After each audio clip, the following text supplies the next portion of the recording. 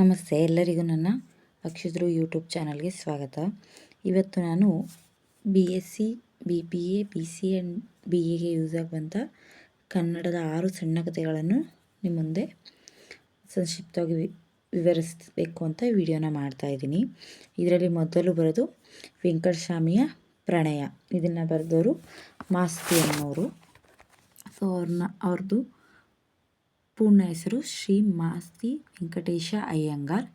ಮಾಸ್ತಿ ಕನ್ನಡದ ಆಸ್ತಿ ಅಂತಲೇ ಕರೀತಾರೆ. ಸೊ ಅವ್ರದ್ದು ಕತೆ, ಲೇಖನ, ಕಾದಂಬರಿ ಎಲ್ಲ ತುಂಬ ಪ್ರಸಿದ್ಧವಾಗಿದ್ದವು. ಜೊತೆಗೆ ಅವರು ಅಸಿಸ್ಟೆಂಟ್ ಕಮಿಷನರ್ ಎಂಬ ಸಿವಿಲ್ ಸರ್ವಿಸ್ನ ಅವರು ಮಾಡಿದರು. ಇಲ್ಲಿ ಅವ್ರದ್ದು ಭಾವ 1, ಭಾವ 2 ಆತ್ಮಕಥೆ, ಶ್ರೀ ರಾಮಕೃಷ್ಣ ಎಂಬುದು ಜೀವನ ಚರಿತ್ರೆ. ಕೊನೆಗೆ ಅವರು ಜೂನ್ 6ರಲ್ಲಿ ನಿಧನವನ್ನು ಹೊಂದ್ತಾರೆ. ಸೊ ಇದು ಬಂದು ಮಾಸ್ತಿಯವ್ರದ್ದು ಕವಿ ಪರಿಚಯ. ಇಲ್ಲಿ ವೆಂಕಟಸ್ವಾಮಿ ಪ್ರಣಯ, ಇದ್ರದ್ದು ಸಾರಾಂಶ ಹೇಳಬೇಕಂತ ಹೇಳಿದ್ರೆ, ಒಂದಿನ ಲೇಖಕರು ರಾಮಸ್ವಾಮಿ ಎಂಬವರ ಗೆಳೆಯರ ಒಂದು ಗ್ರಾಮಕ್ಕೆ ಬರ್ತಾರೆ. ಆ ಸಮಯದಲ್ಲಿ ಗ್ರಾಮಕ್ಕೆ ಬಂದಾಗ ಒಂದು ಸಂಜೆ ಅವರು ರಾಮಸ್ವಾಮಿ ಹೊಸದಾಗೊಂದು ತೋಟ ಮಾಡಿರ್ತಾರೆ. ಆ ತೋಟದಲ್ಲಿ ಕುಳಿತು ಪ್ರಕೃತಿ ಸೌಂದರ್ಯನ ಸವಿತಾ ಇರ್ತಾರೆ. ಹಳ್ಳಿಲಿ ಇರೋದ್ರಿಂದ ತುಂಬ ನಾವು ಇಲ್ಲಿನ ಸುಖವನ್ನು ನಾವು ಅನುಭವಿಸುವಂಥ ಅವಕಾಶ ದೊರೀತು ಬಂದಿದ್ದರಿಂದ ಅಂತ ಅವ್ರು ಅನ್ಕೊತಾ ಇರ್ತಾರೆ. ಆ ಸ್ಥಳ ತುಂಬ ಚೆನ್ನಾಗಿರುತ್ತೆ. ಆ ಟೈಮಲ್ಲಿ ಅವರು ಅವ್ರ ಫ್ರೆಂಡ್ ರಾಮಸ್ವಾಮಿ ಹೇಳ್ತಾರೆ, ಈ ಸ್ಥಳದಲ್ಲಿ ನಮ್ಮ ತಂದೆ ಮರ ಹಾಕ್ಸಿದ್ರು, ಸೊ ನಾನು ಇದ್ರ ಕೆಳಗಡೆ ಕೂತ್ಕೊಳ್ಳೋಕ್ಕೆ ಕಲ್ಲನ್ನು ವ್ಯವಸ್ಥೆ ಮಾಡಿದ್ದೀನಿ ಅಂತ ಹೇಳ್ತಾರೆ. ಆಗ ಲೇಖಕರು ಹೇಳ್ತಾರೆ, ಹೌದಾ ಸ್ವಾಮಿ, ನಿಮ್ಮ ಹಾಗೆ ಯಾರೋ ಬಲ್ಲವರು ಅಲ್ಲೊಂದು ತೋಪು ಅಂದರೆ ಒಂದು ಹೊಲನ ಮಾಡಿದ್ದಾರೆ, ಇಲ್ಲ ತೋಟನ ಮಾಡಿದ್ದಾರೆ. ಅವರು 4 ಮೂಲೆಗೆ ಮರ ನೆಡೆಸಿ ಮಧ್ಯ ಒಂದು ಬೇವಿನ ಮರ ನೆಟ್ಟು ಪಂಚವಟಿ ಥರ ಮಾಡಿದ್ದಾರೆ ಅಂತ ಹೇಳ್ತಾರೆ. ಆ ಟೈಮಲ್ಲಿ ರಾಮಸ್ವಾಮಿ ಲೇಖಕರಿಗೆ ಹೇಳ್ತಾನೆ, ಹೌದು, ಅದು ನಮ್ಮ ಊರಿನ ನಾಯಂದನ ಮಗನ ವೆಂಕಟಸ್ವಾಮಿಯ ಗೋರಿ ಇದೆ ಆ ತೋಪಲ್ಲಿ ಅಂತ ರಾಮಸ್ವಾಮಿಯವರು ಲೇಖಕರಿಗೆ ಹೇಳ್ತಾರೆ. ಹಂಗಾದರೆ ಅವರು ನೆಕ್ಸ್ಟು ಆ ತೋಪಿನ ಬಗ್ಗೆ ಅವ್ರು ಹೇಳ್ತಾ ಹೋಗ್ತಾರೆ. ಮಧ್ಯದ ಬೇವಿನ ಮರವನ್ನು ಅವನ ಗೋರಿಯ ತಲೆಯಲ್ಲಿ ನೆಟ್ಟಿರುವುದು ಅವನು ಸಾಯುವಾಗ ತನ್ನನ್ನು ಇಲ್ಲಿ ಉಳಬೇಕೆಂದಿದ್ದು ಅವನ ತಂದೆ ಮಗನ ಕೊನೆ ಆಸೆಯಂತೆ ಅವನನ್ನು ಇಲ್ಲಿ ಉಳಿರಿ ಎಂದು ನೆಟ್ಟರು. ಅವನದು ಒಂದು ಪ್ರೇಮ ಕಥೆ ಅಂತ ರಾಮಸ್ವಾಮಿಯವರು ಲೇಖಕರಿಗೆ ಹೇಳ್ತಾರೆ. ಅಂದರೆ ಅವ್ರ ಮಗ ಹೇಳಿರ್ತಾನಂತೆ, ಯಾರು ವೆಂಕಟಸ್ವಾಮಿ ಅವ್ರ ತಂದೆಗೆ, ನನ್ನ ಸತ್ತರೆ ನನ್ನ ಅಲ್ಲಿ ಒಂದು ಜಾಗ ಇದೆ, ಅಲ್ಲೇ ಉಳಿ ಅಂತ, ಮೀನ್ಸ್ ಅಲ್ಲೇ ನನ್ನ ಹಾಕಿ, ನನ್ನ ಸತ್ತ ಮೇಲೆ ಅಲ್ಲೇ ನಾನು ಗೋರಿ ಮಾಡಿ ಅಂತ ಹೇಳ್ತಾನೆ. ಸೊ ಹಾಗಾಗಿ ಅವ್ರ ತಂದೆಯವ್ರನ್ನ ಅಲ್ಲೇ ಉಳಿರ್ತಾರೆ. ವೆಂಕಟಸ್ವಾಮಿ ರಾಮಸ್ವಾಮಿಗಿಂತ 10 ವರ್ಷ ದೊಡ್ಡವರು. ಸೊ ರಾಮಸ್ವಾಮಿ 1ನೇ ತರಗತಿಲಿದ್ದಾಗ ವೆಂಕಟಸ್ವಾಮಿ ಶಾಲೆನೇ ಬಿಟ್ಬಿಟ್ಟಿರ್ತಾರೆ. ಅವ್ರಿಗೆ ಓದೋಕ್ಕೆ ಇಂಟ್ರೆಸ್ಟ್ ಇಲ್ಲದೆ ಅವರು ಸ್ಕೂಲ್ನ ಬಿಟ್ಬಿಟ್ಟಿರ್ತಾರೆ. ಸೊ ಅವ್ರ ತಂದೆದು ಕ್ಷೌರಿಕರ ಕೆಲಸ ಆಗಿರೋದ್ರಿಂದ ಮಗನೂ ಕೂಡ ಅವ್ರ ತಂದೆಯಂತೆ ಅದೇ ಕೆಲಸನ ಮಾಡಿಕೊಂಡು ಹೋಗ್ತಾ ಇರ್ತಾನೆ. ಒಂದಿನ ಇದೇ ಥರ ನಡೀತಾ ಇರುತ್ತೆ ಅವ್ರ ಜೀವನ. ಒಂದಿನ ಅವ್ರ ಊರಿಗೆ ಒಂದು ಡೊಂಬರ ಗುಂಪು ಬರುತ್ತೆ. ಅವ್ರು ಏನಕ್ಕೆ ಊರಿಗೆ ಬಂದಿರ್ತಾರೆ ಅಂದರೆ, ಆ ಊರಿನ ದನಿ ರಾಮೇಗೌಡ ಕೈ ತುಂಬ ಕೊಡುವ ದನಿ ಅಂತ ತಿಳಿದು ಅವರು ಆ ಊರಿಗೆ ಬಂದಿರ್ತಾರೆ. ಡೆಪ್ಯೂಟಿ ಕಮಿಷನರ್ ಬಂದರೆ ಯಾವ ಥರ ಮರ್ಯಾದೆ ಸಿಗುತ್ತೋ ಆ ಥರ ಆ ಡೊಂಬರ್ ಗುಂಪು ಸಿಗುತ್ತೆ. ಆ ಡೊಂಬರ್ ಗುಂಪು ಆಟನ ತುಂಬ ಅದ್ಭುತವಾಗಿ ನಡೆಸ್ಕೊಡ್ತಾ ಇರುತ್ತೆ. ಆ ಡೊಂಬರ್ ಗುಂಪಿನ ಹುಡುಗಿ ಚಕ್ರ ಸುತ್ತಿದ ರೀತಿ ನಿಜಕ್ಕೂ ಆಶ್ಚರ್ಯ ಆಗಿರುತ್ತೆ. ಅವಳು ಚಕ್ರ ಸುತ್ತುವಾಗ ಅವಳ ಕೈ ಕಾಲು ಬೇರ್ಪಟ್ಟಂತೆ ಕಾಣಿಸುತ್ತೆ. ಆಗ ಎಲ್ಲರೂ ಅನ್ಕೋತಾರೆ ಅವಳ ಜೀವಕ್ಕೆ ಅಪಾಯ ಇದೆ, ಅವಳು ಇಲ್ಲಿ ಬಂದರೆ ಸಾಕು ಅಂತ ಅನ್ಕೋತಾರೆ. 3 ದಿನ ಆದರೂ ಎಲ್ಲ ಹುಡುಗರ ಬಾಯಲ್ಲೂ ಆ ಹುಡುಗಿ ಮಾತೆ ಬರುತ್ತೆ. ಆ ಡೊಂಬರ್ ಗುಂಪು 2 ದಿನ ಅವ್ರ ಊರಲ್ಲಿದ್ದು 2 ದಿನ ಆದಮೇಲೆ ಅವರು ಮುಂದಿನ ಊರಿಗೆ ಹೋಗ್ತಾರೆ. ಅವ್ರ ಜೊತೆ ವೆಂಕಟಸ್ವಾಮಿನೂ ಕೂಡ ಹೋಗಿರ್ತಾನೆ. ಆ ಪಕ್ಕದ ಊರಿನವ್ರ ಕಡೆಯಿಂದ ಗೊತ್ತಾಗುತ್ತೆ ವೆಂಕಟಸ್ವಾಮಿ ಡೊಂಬರ ಗುಂಪಿನ ಒಂದು ಹುಡುಗಿಯನ್ನು ಇಷ್ಟಪಡ್ತಾ ಇದ್ದಾನೆ, ಅವಳನ್ನೇ ಮದುವೆ ಆಗ್ತೀನಿ ಅಂತ ಹೇಳ್ತಾ ಇದ್ದಾನೆ ಅಂತ ವೆಂಕಟಸ್ವಾಮಿಯ ಮನೆಯವ್ರಿಗೆ ಬಂದು ಹೇಳ್ತಾನೆ. ಆಗ ವೆಂಕಟಸ್ವಾಮಿಯವ್ರ ತಾಯಿ ಇರ್ತಾರಲ್ಲ ಮುನಿಯಮ್ಮ, ಅವಳ ಗಂಡನಿಗೆ ಹೇಳ್ತಾಳೆ, ನನ್ನ ಮಗನ ಕರ್ಕೊಂಡು ಬನ್ನಿ ಅಂತ ಹಠ ಹಿಡಿತಾಳೆ. ಆಗ ಅವ್ರ ತಂದೆ ಹೇಳ್ತಾನೆ, ಆವಾಗಲೇ ನಾವು ಅವನಿಗೆ ಮದುವೆ ಮಾಡೋಣ ಅಂತ ಹೇಳಿದ್ವಿ, ಬಟ್ ನೀನೇ ಯಜಮಾನ್ತಿ ಪಟ್ಟ ಹೋಗುತ್ತೆ ಅಂತ ಹೇಳ್ಬಿಟ್ಟು ಮದುವೆ ಮಾಡೋದು ಬೇಡ ಅಂದೆ. ಆಗಲೇ ನಾವು ಮದುವೆ ಮಾಡಿದರೆ ಈ ಥರ ಆಗ್ತಾ ಇರಲಿಲ್ಲ, ಬಿಡು, 2 ದಿನ ಹುಡುಗಿ ನೋಡಿ ವಾಪಸ್ ಬರ್ತಾನೆ ಅಂತ ಅವ್ರ ಗಂಡ ಅಸಡ್ಡೆಯಿಂದ ನೆಗ್ಲೆಕ್ಟ್ ಮಾಡಿ ಹೋಗ್ತಾನೆ.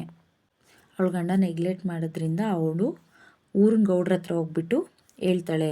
ಆ ಊರಿನ ಗೌಡ್ರು ಡೊಂಬರ ಹುಡುಗಿ ನಮ್ಮ ಊರಿನ ಹುಡುಗನ ಆರಿಸ್ಕೊಂಡು ಹೋದ್ರು ಅಂದರೆ ನಮಗೆ ಮರ್ಯಾದೆ ಕಡಿಮೆ, ಸೊ ನಮ್ಮ ಕೆಲಸದ ಒಬ್ಬನ ಕಳಿಸಿ ಅವನ್ನ ಕರೆಸ್ತೀನಿ ಅಂತ ಗೌಡ್ರು ಹೇಳ್ತಾರೆ. ಅಷ್ಟೊತ್ತಿಗೆ ವೆಂಕಟಸ್ವಾಮಿ ಅವ್ರ ಮನೆಗೆ ಬಂದು ಅವ್ರ ಅಪ್ಪನ ಜೊತೆ ಹೇಳ್ತಾ ಇರ್ತಾನೆ, ನಾನು ಬೆಂಗಳೂರಿಗೆ ಹೋಗ್ತೀನಿ, ಅಲ್ಲೇ ಕ್ಷೌರಿಕ ವೃದ್ಧಿ ಮಾಡ್ತೀನಿ ಅಂತ ಹೇಳ್ತಾನೆ. ಆಗ ಅವ್ರ ತಂದೆ ಹೇಳ್ತಾರೆ, ಇಲ್ಲ ಇಲ್ಲ, ಇದು ಊರು ಬಿಡೋ ಮಾತು, ಇದಕ್ಕೆ ಶಾನ್ಭೋಗ್ರು ಗೌಡ್ರು ಒಪ್ಪಬೇಕು ಅಂತ ಅವ್ರ ತಂದೆಯವರು ಹೇಳ್ತಾರೆ.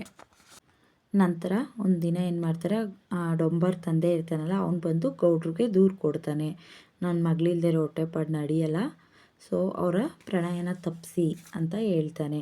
ಸೊ ಇಲ್ಲಿ ಡೊಂಬರ್ ಗುಂಪು ವೆಂಕಟಸ್ವಾಮಿಯವ್ರ ಮನೆಯವರು ಇಬ್ರಿಗೂ ಈ ಸಂಬಂಧ ಇಷ್ಟ ಇರೋದಿಲ್ಲ. ಆದರೆ ವೆಂಕಟಸ್ವಾಮಿ ಆ ಡೊಂಬರ್ ಗುಂಪು ಯಾವ ದೂರಕ್ಕೆ ಹೋದರೂ ಹೋಗ್ತಿದ್ದ, ಯಾಕಂದರೆ ಪ್ರೇಮದ ಮುಂದೆ ದೂರ ಆಗಿರಲ್ಲ.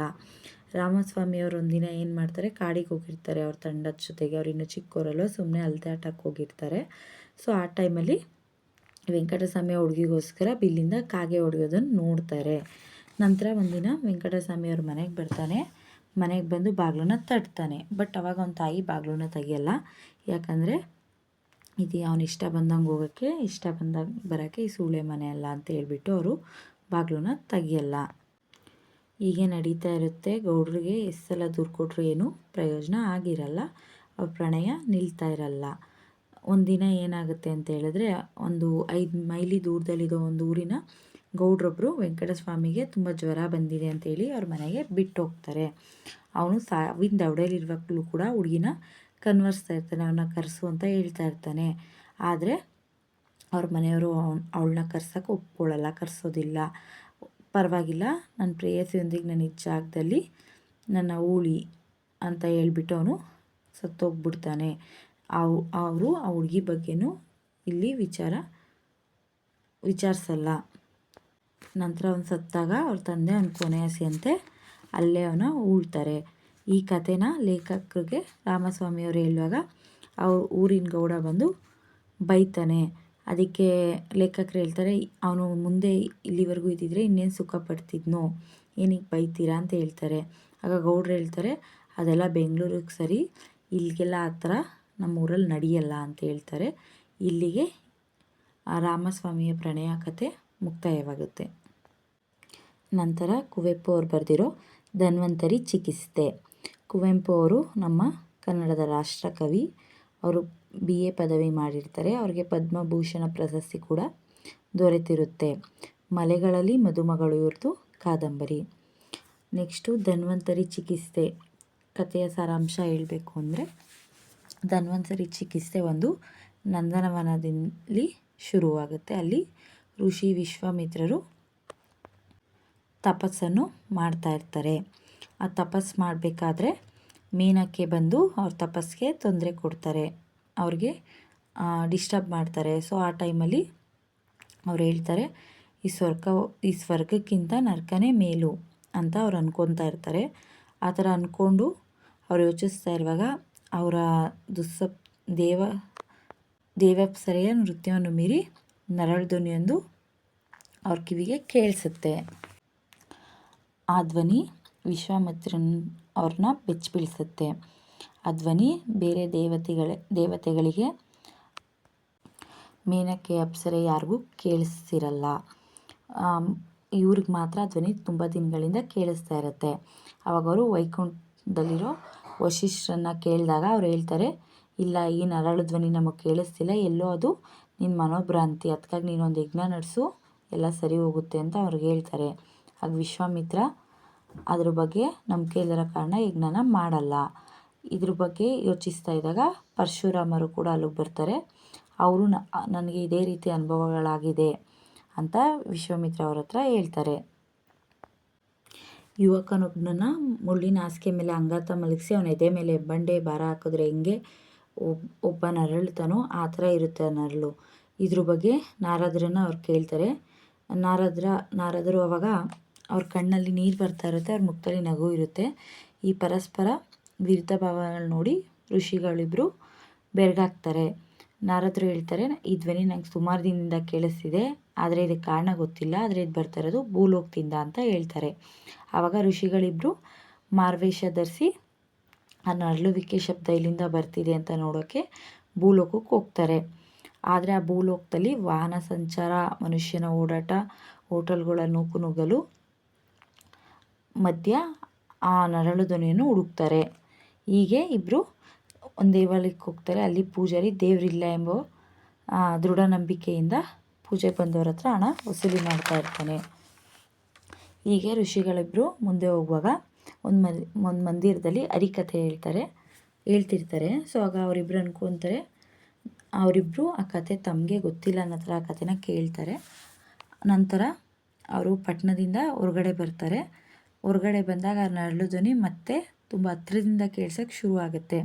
ಅದೆಲ್ಲಿದೆ ಅಂತ ಹುಡ್ಕೊಂಡು ಹೋಗಿ ಒಂದು ಬೆಟ್ಟದ ತುದಿಗೆ ಹೋಗ್ತಾರೆ. ಆಗ ಅದು ಕೆಳಗಿನ ಒಂದು ಕಣಿವೆಯಿಂದ ಆ ಧ್ವನಿ ಕೇಳಿಸ್ತಾ ಇರುತ್ತೆ.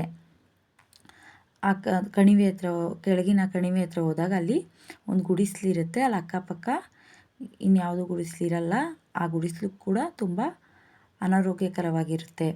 ಅಲ್ಲಿ ಕುಕ್ಕೆ, ಮಡಕೆ ಇತ್ಯಾದಿ ಬೇಸಾಯದ ಉಪಕರಣಗಳೆಲ್ಲ ಚೆಲ್ಲಾಪಿಲ್ಲಿಯಾಗಿ ಬಿದ್ದಿರುತ್ತೆ. ಅಲ್ಲಿ ಮಧ್ಯ ಒಂದು ಹಾಸಿಗೆ ಮೇಲೆ ತುಂಬ ಕೊಳೆಯಾಗಿರೋ ಒಂದು ಪಂಚೆಯನ್ನು ಹಾಕ್ಕೊಂಡು ಒಬ್ಬ ಅಂಗಾತ ರೈತ ಮಲಗಿರ್ತಾನೆ. ಅವನು ಎರಡು ಕೈಗಿಂದ ಎದೆಯನ್ನು ಒತ್ತಿಕೊಳ್ತಾ ಘೋರವಾಗಿ ನರಳ್ತಾ ಇರ್ತಾನೆ.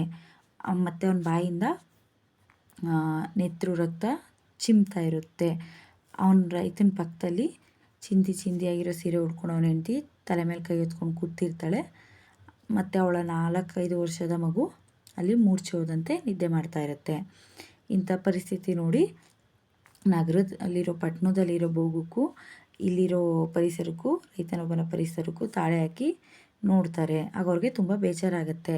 ಆದರೆ ಋಷಿಗಳಿಬ್ಬರು ಬಂದಿದ್ದನ್ನು ನೋಡಿ ಅವನ ಹೆಂಡತಿ ಯಾರೋ ಸಾಲ ವಸೂಲಿ ಮಾಡೋಕ್ಕೆ ಬಂದಿರಬೇಕು, ನಮ್ಮನ್ನ ಬಿಟ್ಬಿಡಿ ಅಂತ ಕಾಲಿಗೆ ಬೀಳ್ತಾರೆ. ಆವಾಗ ಋಷಿಗಳು ಹೇಳ್ತಾರೆ, ಇಲ್ಲ ನಾವು ಸಾಲ ವಸೂಲಿಕಾರರಲ್ಲ, ನಾವು ಪ್ರದೇಶದ ಪ್ರಯಾಣಿಕರು ಅಂತ ಅವ್ರು ಪರಿಚಯಿಸ್ಕೊಡ್ತಾರೆ. ಆಗ ನಿನ್ನ ಗಂಡಂಗೆ ಏನು ಕಾಯಿಲೆ ಅಂತ ಗೊತ್ತಿಲ್ಲ, ಏನು ಮಾಡಿದ್ರು ಕಡಿಮೆ ಆಗ್ತಾಯಿಲ್ಲ ಕಾಯಿಲೆ ಅಂತ ಅವ್ರ ಹೆಂಡತಿ ಹೇಳ್ತಾಳೆ. ಆಗ ಅವರಿಬ್ಬರು ಕೂಡ ಋಷಿಗಳಿಬ್ಬರು ಅವನ್ನ ಪರೀಕ್ಷೆ ಮಾಡಿದಾಗ ಅವ್ರಿಗೇನು ಗೊತ್ತಾಗಲ್ಲ. ಆಗ ಅವರು ಬ್ರಹ್ಮವಿದ್ಯೆಗಿಂತ ಅತಿ ರಹಸ್ಯ ವಿದ್ಯೆ ಏನಿರ್ಬೋದು ಅಂತ ಅಂದ್ಕೊಂಡು ಅವರು ವೈದ್ಯರನ್ನ ಕರೆತರಲು ಹೋಗ್ತಾರೆ. ಆದರೆ ವೈದ್ಯರು ಮೋಟ್ರ್ ಸೈಕಲ್ ಹೋಗ್ದಿರೋ ಊರಿಗೆ ನಾವು ಬರಲ್ಲ ಅಂದಾಗ ಅವರು ಚಿನ್ನದ ನಾಣ್ಯ ತೋರಿಸಿ ಕರ್ಕೊಂಡು ಬರ್ತಾರೆ. ಆಗ ಅವರು ಯಾವುದೋ ಒಂದು ಲ್ಯಾಟಿನ್ ಹೆಸರನ್ನ ಔಷಧ ಕೊಟ್ಟವ್ರು ಹೋಗ್ತಾರೆ. ಬಟ್ ಅದರಿಂದ ಏನೂ ಪ್ರಯೋಜನ ಆಗಲ್ಲ. ಆ ರೋಗಿಗೆ ಯಾವ ಥರ ಆಗ್ತಾ ಇರುತ್ತೆ ಅಂದರೆ, ಯಾರಾದರೂ ಹತ್ರ ಬಂದ್ರೇ ರೋಗ ಜಾಸ್ತಿ ಆಗುತ್ತೆ, ಅವ್ರು ದೂರ ಹೋದರೆ ರೋಗ ಸ್ವಲ್ಪ ಕಡಿಮೆ ಆಗ್ತಾ ಇರುತ್ತೆ. ನಂತರ ಅವನ ಹೆಂಡತಿ ತುಂಬ ಅಳ್ತಾ ಇರ್ತಾಳೆ. ಅವಳನ್ನ ಸಮಾಧಾನ ಮಾಡ್ತಾರೆ. ಅವಳು ಹೇಳ್ತಾಳೆ ಪಿಚಾಚಿ ಹಿಡ್ದಿರ್ಬೋದು ಅಂತ. ಹಂಗಾಗಿ ಅವರು ಪುರೋಹಿತರನ್ನು ಕರೆಸ್ತಾರೆ. ಬಟ್ ಅದರಿಂದ ಏನೂ ಕಡಿಮೆ ಆಗಲ್ಲ. ಇದ್ರ ಮಧ್ಯೆ ಯಾರೋ ನಾಣ್ಯ ಹಂಚಲು ಬಂದಿದ್ದಾರೆ ಅಂತೇಳಿ ಊರಿನ ಜನರೆಲ್ಲ ಬರ್ತಾರೆ. ಅದರಿಂದ ಅವ್ರ ರೈತನ ಕೈಲಿ ಹೆಚ್ಚಾಗುತ್ತೆ ಹೊರತು ಕಡಿಮೆ ಆಗಲ್ಲ. ಹೀಗೆ ಸುಮಾರು ದಿನಗಳು ಕಳೆಯುತ್ತೆ. ಒಂದಿನ ರೈತನಿಗೆ ಏನು ರೋಗ ಅಂತ ತಿಳ್ಕೊಳ್ಳಲು ದೇವವೈದ್ಯನಾದ ಧನ್ವಂತರಿಗೆ ಹೇಳಿ ಕಳಿಸ್ತಾರೆ. ಅವನು ಮಾರುವೇಷದಲ್ಲಿ ಬರ್ತಾನೆ. ಮೊದಲಲ್ಲಿ ಬಂದು ಅವನು ಅವ್ರನ್ನ ಪರೀಕ್ಷಿಸ್ತಾನೆ. ಆಗ ಅವ್ರು ಪರೀಕ್ಷಿಸ್ತಾ ಇರೋ ರೀತಿನ ನೋಡಿ ಅವನ ಹೆಂಡತಿ ಇಲ್ಲ ಇವ್ರ ಕೈಲೂ ಆಗಲ್ಲ ಅಂತ ಅಂದ್ಕೊತಾಳೆ. ಆಗ ಧನ್ವಂತರಿ ಹೇಳ್ತಾನೆ, ಇದು ದೈಹಿಕ ರೋಗವಲ್ಲ ಅಂದಾಗ ವಿಶ್ವಾಮಿತ್ರ ಆತ್ಮದ ರೋಗನ ಅಂತಾನೆ. ಆಗ ಮನಸ್ಸಲ್ಲಿ ಮಾತಾಡ್ಕೊತಾ ಇರ್ತಾರೆ ಅವರಿಬ್ಬರು ಹಂಗಂತ.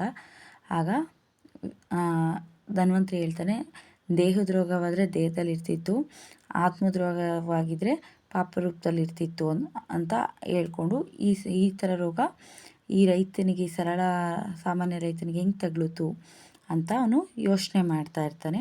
ಆಗ ಅವನು ಜೇಬಿಂದ ಒಂದು ದಿವ್ಯಯಂತ್ರನ ತೆಗೆದು ಅವನ್ನ ಪರೀಕ್ಷಿಸ್ತಾನೆ. ಆದರೆ ಅವನ ಹೆಂಡ್ತಿಗೆ ಅದ್ರ ದಿವ್ಯಯಂತ್ರದ ಬಗ್ಗೆ ಏನೂ ಗೊತ್ತಿರಲ್ಲ. ಸೊ ಅವನಿಗೆ ಧನ್ವಂತರಿ ಏನು ಮಾಡ್ತಾ ಇದ್ದಾನೆ ಅನ್ನೋದು ಅವಳಿಗೆ ಅರ್ಥ ಆಗಲ್ಲ.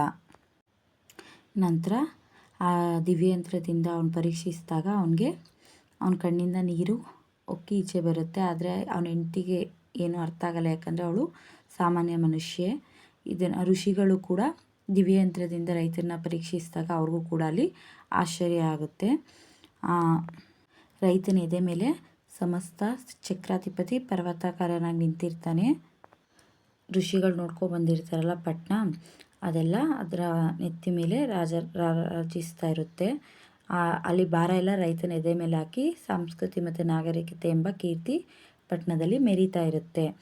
ಈ ರೈತನ ಪರಿಸ್ಥಿತಿ ಕಂಡು ಪರಶುರಾಮ ಇವ್ರು ಬದುಕಿರೋದೇ ಹೆಚ್ಚು ಅಂತ ಹೇಳ್ತಾನೆ. ಋಷಿಗಳು ಹೇಗೆ ಇವನ್ನ ಬದುಕಿಸೋದು ಅಂತ ಕೇಳ್ತಾರೆ. ಆಗ ಧನ್ವಂತರಿ ಹೇಳ್ತಾನೆ, ಇವನ ಎದೆ ಮೇಲಿರೋ ಭಾರ ಇಳಿಸಿದ್ರೆ ಎಲ್ಲ ಸರಿ ಹೋಗುತ್ತೆ ಅಂತ ಹೇಳ್ತಾನೆ. ಆಗ ವಿಶ್ವಾಮಿತ್ರ ಹೇಳ್ತಾನೆ, ಇವನ ಎದೆ ಮೇಲಿರೋ ಭಾರ ಇಳಿಸಿದ್ರೆ ಲೋಕವೆಲ್ಲ ಅವ್ಯವಸ್ಥೆ ಆದರೆ ಏನು ಮಾಡೋದು ಅಂತಾನೆ.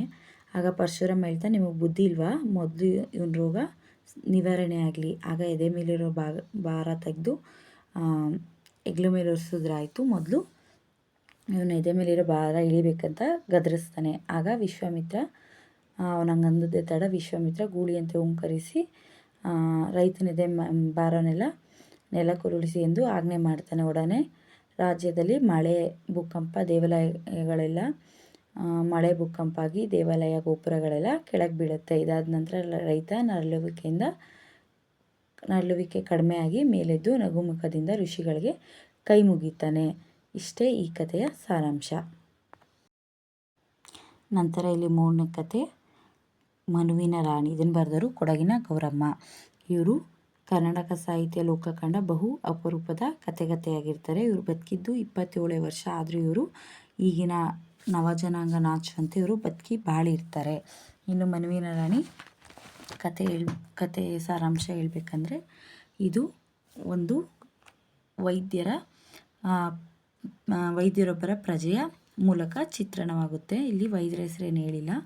ಒಂದು ಊರಿಗೆ ವೈದ್ಯರು ವರ್ಗವಾಗಿ ಬಂದು 2 ತಿಂಗಳು ಮಾತ್ರ ಕಳೆದಿರುತ್ತೆ.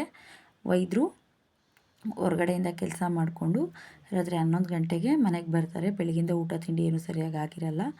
ಅವ್ರಿಗೆ ಊಟ ಬಡಿಸೋ ಟೈಮಲ್ಲಿ ಅವ್ರ ಹೆಂಡತಿ ಪಾರ್ವತಿ ಅವ್ರಿಗೆ ಊಟ ಬಡಿಸೋ ಟೈಮಲ್ಲಿ ಮನೆ ಬಾಗಿಲು ಬಡಿಯುತ್ತಾರೆ. ಆಗ ಅವ್ರ ಹೆಂಡತಿ ಊಟ ವಿಶ್ರಾಂತಿ ಯಾವುದಕ್ಕೂ ಈ ಊರಲ್ಲಿ ಪುರ್ಸೋತಿಲ್ಲ, ಇವ್ರಿಗೆ ನಾವು ಬರದಾಗಿತ್ತು ಅಂತ ಶಪಿಸ್ತಾಳೆ. ಬಂದವರು ಯಾರೋ ರೋಗಿ ಕಡೆಯವರಾಗಿರ್ತಾರೆ. ವೈದ್ಯರು ಕರ್ತವ್ಯ ಪ್ರಜ್ಞೆಗೆ ಮನಸ್ಸೊತ್ತು ಬಾಗಿಲು ತೆರೀತಾರೆ. ಆಗ ಎಲ್ಲರೂ ಮನೆಗೂ ಬೇಕಾದ ಒಬ್ಬ ಕೈ ಕೆಲಸ ಸುಬ್ಬು ಅನ್ನೋನು ಬಂದಿರ್ತಾನೆ. ಅವನು ಹೇಳ್ತಾನೆ, ರಾಜಮ್ಮ ಅವ್ರ ಮನೇಲಿ ಏನೋ ಕಾಯಿಲೆ ಅಂತೆ, ಈಗಲೇ ಬರಬೇಕಂತೆ ಅಂತ ಹೇಳ್ತಾನೆ. ರಾಜಮ್ಮನ ಹೆಸರು ಕೇಳ್ತಾ ಇದ್ದಂಗೆ ವೈದ್ಯರು ತುಂಬ ಕೋಪ ಮಾಡ್ಕೊತಾರೆ. ಊಟ ಮಾಡೋಕ್ಕೆ ಮುಂಚೆ ಬೆಳಗ್ಗೆ ಬರ್ತೀನಿ ನಡಿ ಅಂತೇಳಿ ಸುಬ್ಬನ ಕಳಿಸ್ತಾನೆ.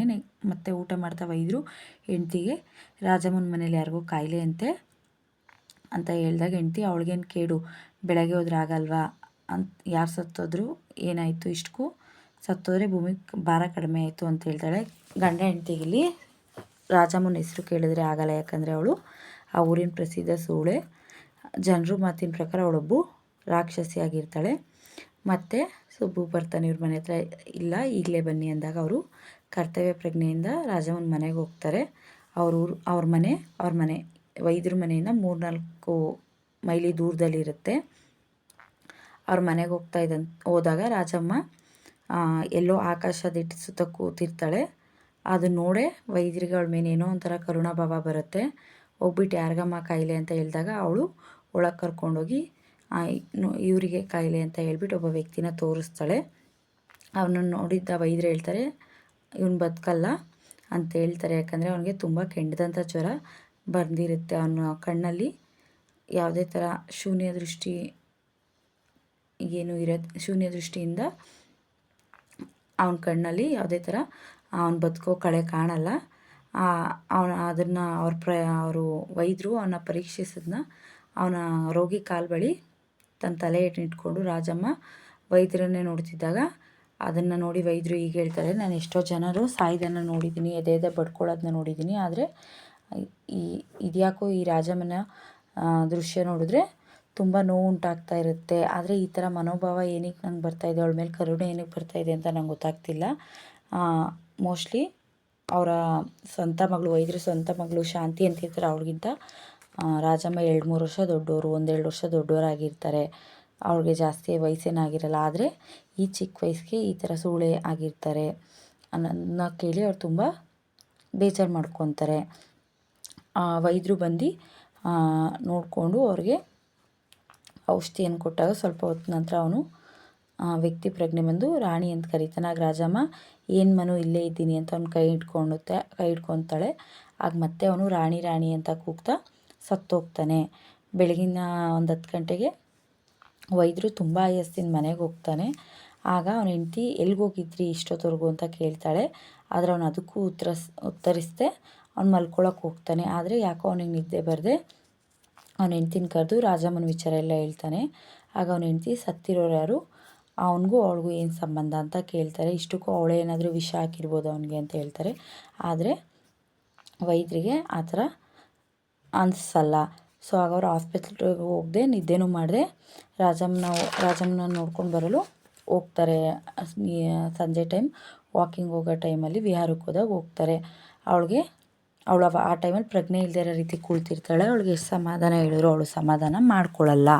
ಅವಳು ಯಾವಾಗ ಸಮಾಧಾನ ಮಾಡ್ಕೊಳ್ಳಲ್ಲ ಆವಾಗ ನಿನ್ನ ಜೊತೆ ಮಲಗಲು ಯಾರಿಗಾದ್ರೂ ವ್ಯವಸ್ಥೆ ಮಾಡ್ತೀನಿ ಅಂತ ಹೇಳ್ಬಿಟ್ಟು ಅವ್ರ ಮನೆ ಕೆಲಸದ ಆಕೆಯನ್ನು ತುಂಬ ಒಪ್ಪಿಸಿ ಕಳಿಸ್ತಾರೆ. ಮಾರನೇ ದಿನ ಅವ್ರ ಮನೆ ಕೆಲಸದವಳು ಕೆಲ್ಸಕ್ಕೆ ಬಂದಾಗ ರಾಜಮ್ಮನ ಯೋಗಕ್ಷೇಮ ವಿಚಾರಿಸಿ ಇವ್ರು ಕೆಲ್ಸಕ್ಕೆ ಹೋಗ್ತಾರೆ. ಮಧ್ಯಾಹ್ನ 3 ಗಂಟೆಗೆ ವೈದ್ಯರು ಮತ್ತೆ ಊಟಕ್ಕಂತ ಬಂದಾಗ ರಾಜಮ್ಮನಿಂದ ಒಂದು ಪತ್ರ ಬಂದಿರುತ್ತೆ. ಆ ಪತ್ರದಲ್ಲಿ ಈ ರೀತಿ ಇರುತ್ತೆ: ಡಾಕ್ಟ್ರೇ, ನನ್ನಂಥವ್ಳ ಮೇಲೆ ಯಾರಿಗೂ ಕರುಣೆ ಇಲ್ಲ, ನಂಗೆ ಯಾರೂ ಸಹಾಯ ಮಾಡಲ್ಲ. ನಮ್ಮ ಮನೆಗೆ ಸುಬ್ಬು ಬಿಟ್ಟರೆ ಬೇರೆ ಯಾರೂ ಬರಲ್ಲ. ಮೊನ್ನೆ ಮನುವಿಗೆ ಜ್ವರ ಬಂದಾಗ ಅದಕ್ಕೆ ಅವನ್ನೇ ಕಳಿಸ್ದೆ. ಮೊದಲು ನೀವು ಬರಲ್ಲ ಅಂದ್ರಿ, ಆಮೇಲೆ ನನ್ನ ಮೇಲೆ ಕರುಣೆ ಬಂದು ನೀವು ಬಂದ್ರಿ. ಆದರೆ ಮನುವಿನನ್ನು ನನ್ನ ಜೊತೆಲೇ ಇಟ್ಕೊಳ್ಳೋ ಭಾಗ್ಯ ನನಗಿರಲಿಲ್ಲ, ಅವ್ನು ಸತ್ತೋದ ಅಂತ ಹೇಳ್ತಾಳೆ. ನಂತರ ಅವಳು ನಾನು ಯಾರು, ಮನು ಯಾರು, ನಮಗೇನು ಸಂಬಂಧ ಅಂತ ನೀವು ಯೋಚಿಸ್ತಾ ಇರ್ಬೋದು. ನನ್ನ ಬಗ್ಗೆ ಜನರಾಡ್ಕೊಳ್ಳೋ ಮಾತನ್ನ ನೀವು ಕೇಳಿರ್ಬೋದು. ಹೌದು, ನನ್ನ ತಾಯಿ ಸೂಳೆ. ನಾನು ಅದೇ ವೃತ್ತಿ ಮಾಡ್ತಾಯಿದ್ದೆ. ನನ್ನ ತಾಯಿ ನನ್ನಿಂದ ಹಣ ಸಂಪಾದಿಸ್ತಿದ್ರು. ನಮ್ಮೂರಿನ ಯಜಮಾನರು, ಮಾನ್ಯ ದನಿಗಳೆಲ್ಲರೂ ನನ್ನ ಮೆಚ್ಚಿದ್ರು. ಆದರೆ ಮನುವಿಂದಾಗಿ ನನ್ನ ತಾಯಿ ಆಸೆ ನಿರಾಸೆ ಆಯಿತು. ಅವನ ಹೆಸರು ಮನುಮೋಹನ. ಭಾಗ್ಯವಂತರ ಒಬ್ಬನೇ ಮಗ. ಅವನಿಗೆ ತಂದೆ ತಾಯಿ ಹೇಳೋರು ಕೇಳೋರು ಯಾರೂ ಇರಲ್ಲ. ನನ್ನ ತಾಯಿಯ ಹಳೆ ಸ್ನೇಹಿತರೊಬ್ಬನ ನಮ್ಮ ಮನೆಗೆ ಕರ್ಕೊಂಡು ಬಂದರು. ಅಂದಿನಿಂದ ಮನು ನಮ್ಮ ಮನೆಗೆ ಡೈಲಿ ಬರ್ತಿದ್ದ. ನನ್ನ ತಾಯಿ ಹೇಳಿದ್ರು ಸೂಳೆಗೆ ಹೃದಯ ಇರಬಾರ್ದು ಅಂತ. ಆದರೆ ನಾನು ಮನುನ ಪ್ರೀತಿಸ್ತಿದ್ದೆ, ಅವನು ನನ್ನ ಪ್ರೀತಿಸ್ತಿದ್ದ ಅಂತ ಹೇಳ್ತಾಳೆ. ಮನು ಹಣ ಮತ್ತು ಕಾಸೆಲ್ಲ ನಮ್ಮ ಪೆಟ್ಟಿಗೆ ಸೇರೋಗುತ್ತೆ. ಆ ಟೈಮಲ್ಲಿ ನನ್ನ ತಾಯಿ ಮನುನ ನಮ್ಮ ಮನೆಗೆ ಬರೋದು ನಿಂತೋಗುತ್ತೆ. ದುಡ್ಡು ಕಾಸೆಲ್ಲ ನಮ್ಮ ಪೆಟ್ಟಿಗೆಗೆ ಸೇರಿದ್ಮೇಲೆ ಮನು ನಮ್ಮ ಮನೆಗೆ ಬರೋದು ನಿಂತೋಗುತ್ತೆ. ಆ ಟೈಮಲ್ಲಿ ನನ್ನ ತಾಯಿ ಕೇಳಿದಾಗ ಅವನು ಬೇರೆ ಮದುವೆ ಆದ ಅಂತ ಹೇಳ್ತಾಳೆ. ಸೊ ಅದರಿಂದ ನಂಗೆ ತುಂಬ ದುಃಖ ಆಯಿತು. 1-2 ತಿಂಗಳು ನಾನು ಕಾಯಿಲೆಯಿಂದ ಮಲಗಿಬಿಟ್ಟೆ. ನಂತರ ನಂಗೆ ಜ್ವರ ಬಿಟ್ಟಾಗ ನಮ್ಮ ಮನೆ ಕೆಲಸದ ಆಕೆಯಿಂದ ಗೊತ್ತಾಗುತ್ತೆ ಅವ್ನು ಮದುವೆ ಆಗಿಲ್ಲ, ಅವನು ಅರೆ ಹುಚ್ಚನಾಗಿದ್ದಾನೆ ಅಂತ ಗೊತ್ತಾಗುತ್ತೆ. ಅದೇ ದಿನ ರಾತ್ರಿ ನಾನು ಮನೆ ಬಿಟ್ಟು ಮನುವಿನ ಮನೆಗೆ ಹೋದೆ. ಅಲ್ಲಿ ಅವನು ಹುಚ್ಚಿನಿಂದ ಕಣ್ಣಿಗೇನೋ ಹಾಕ್ಕೊಂಡಿರೋದ್ರಿಂದ ಅವನ ಕಣ್ಣು ಕಾಣಿಸ್ತಾ ಇರಲ್ಲ. ಅವ್ನು ಕೊಟ್ಟ ಹಣ ಫುಲ್ ಖರ್ಚಾಗಿರುತ್ತೆ. ಸೊ ಹಾಗಾಗಿ ಅವ್ನು ಕೊಟ್ಟಿರೋ ಕೆಲವು ನಾಣ್ಯಗಳಿದ್ವು, ಅದನ್ನು ಮಾರಿ ನಾನು ಅವನಿಗೆ ಚಿಕಿತ್ಸೆ ಕೊಡಿಸ್ದೆ. ಆದರೆ ಅವನಿಗೆ ಆ ಚಿಕಿತ್ಸೆ ಪೂರ್ತಿ ಸರಿ ಹೋಗದೇ ಇದ್ದರೂ ಒಂದೊಂದು ಸಲ ಅವನು ಸರಿ ಹೋಗ್ತಿದ್ದ. ಆಗಾಗ ಅವನಿಗೆ ಜ್ವರ ಬರ್ತಿತ್ತು. ಮೊದಲಿನ ಮನುನಂತೂ ನನ್ನ ತಾಯಿ ಕೊಂದಿದ್ಲು. ಇನ್ನು ನನ್ನ ತಾಯಿ ಒಡನೆ ಮತ್ತು ನನ್ನ ತಾಯಿ ಮನುನು ಕರ್ಕೊಂಡು ನನ್ನ ತಾಯಿ ಹತ್ರ ಬಂದಿದ್ದೆ. ಸೊ ಹಂಗಾಗಿ ಮೊದಲಿನ ಮನುನ ಕೊಂದ್ಬಿಟ್ಟಿದ್ಲು.